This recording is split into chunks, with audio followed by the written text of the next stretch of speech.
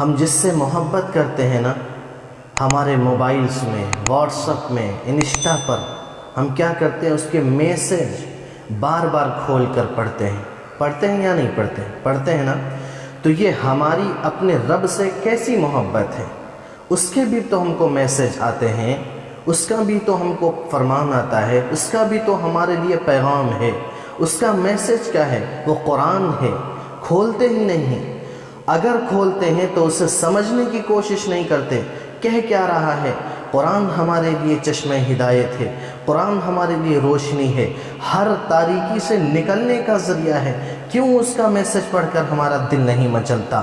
دنیا کا محبوب اگر تھوڑا محبت کا تعارف کرا دے، ہم مچل جاتے ہیں، تڑپ جاتے ہیں، جذبات کا شکار ہو جاتے ہیں. میرا اللہ جو ہم سے اتنی محبت کرتا ہے، اس کا میسج پڑھ کر ہمارا دل نہیں مچلتا، لرزہ طاری نہیں ہوتا. کیسی محبت ہے! اس کی محبت کا سوچ کر چہرے پر مسکراہٹ کیوں نہیں آتی؟ اسے یاد کر کے آنسو کیوں نہیں بہتے؟ اس سے ملاقات کے لیے دل بے چین کیوں نہیں ہوتا؟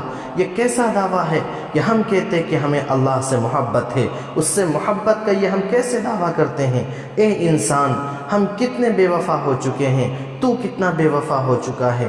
پل پل جس کا محتاج ہے اسی سے منہ موڑ کر بھاگ رہا ہے، حالانکہ جانتا بھی ہے گھوم کر اسی کے پاس جانا ہے اور اسی کے سامنے آنا ہے، اسی سے ملاقات کرنی ہے.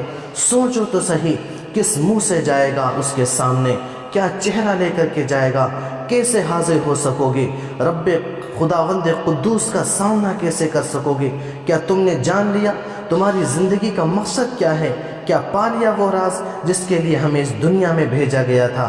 اس زمین پر انسان بنا کر ہمیں بھیجا تھا، مسلمان گھر میں بھیجا تھا، اللہ کے نبی پاک صلی اللہ علیہ وسلم کی امت میں ہمیں بھیجا تھا.